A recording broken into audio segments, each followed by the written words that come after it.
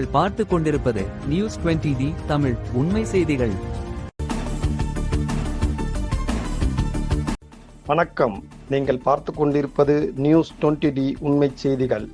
திருச்சியில் தந்தை பெரியார் அரசு கல்லூரியில் நமக்கு நாமே திட்டத்தின் கீழ் முன்னாள் மாணவர்கள் சங்க கட்டிடத்திற்கு அடிக்கல் நாட்டிய திருச்சி சிவா எம்பி.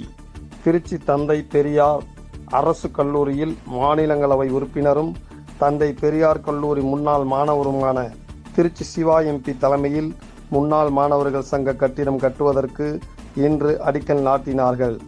இது கட்டுவது குறித்து செய்தியாளரிடம் திருச்சி சிவா எம்பி கூறுகையில், என்ற கேள்வி எழுந்தது. இப்போது அண்மையிலே ஒரு பேராசிரியர் மறைந்துவிட்டார். எங்களுக்கு ரொம்ப நெருங்கியவர். அவருடைய படமும் இப்போது திறந்து வைக்கப்பட்டது.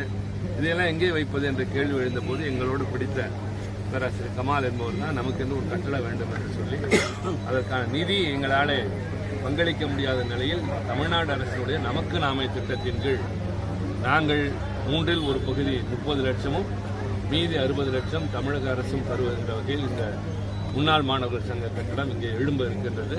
அதனுடைய அடிக்கல் நாட்டு விழா இன்றைக்கு. விரைவில் இது கட்டிடமாக மாறும். இங்கே தமிழ்நாட்டிலேயே இப்படி முன்னாள் மாணவர்களுக்கு இவ்வளவு சிறப்பாக ஒரு கட்டடம் இருப்பது அநேகமாக இதுதான் முதல் கல்லூரியாக இருக்கும் என்று நான் நினைக்கின்றேன். எங்களுடைய பங்களிப்பு தொடரும். இந்த கல்லூரியோடு எங்களுக்கு இருக்கிற தொடர்பு, இங்கே இருக்கிற மாணவர்களோடு எங்களுக்கு இருக்கிற நெருக்கம், பேராசிரியர்கள் மீது அன்றிருந்ததைப் போல இன்றைக்கும் நாங்கள் கொண்டிருக்கிற அந்த மரியாதை, அவர்களுக்கு எங்கள் மீது இருக்கிற இது ஒரு எடுத்துக்காட்டான கல்லூரியாக பெரியார் கல்லூரி திகழ்கிறது. இந்த நிகழ்ச்சியை மற்றவர்களுக்கு எடுத்துக்காட்டாக இருக்க வேண்டும் என்ற வகையில் செய்தியை சுமந்து செல்கின்ற உங்களுக்கு தமிழக வளர்ச்சிக்கு இரட்டை என்ஜின் ஆட்சி அமைய போது அப்படின்னு இப்போ அரசியல் வேண்டாம். கல்லூரியில் நியூஸ் 20D தமிழ் செய்திகளுக்காக திருச்சி செய்தியாளர் H. பஷீர். உண்மை செய்திகளை உடனுக்குடன் தெரிந்து கொள்ள நியூஸ் 20D தமிழ் செய்திகளை சப்ஸ்கிரைப் செய்யவும்.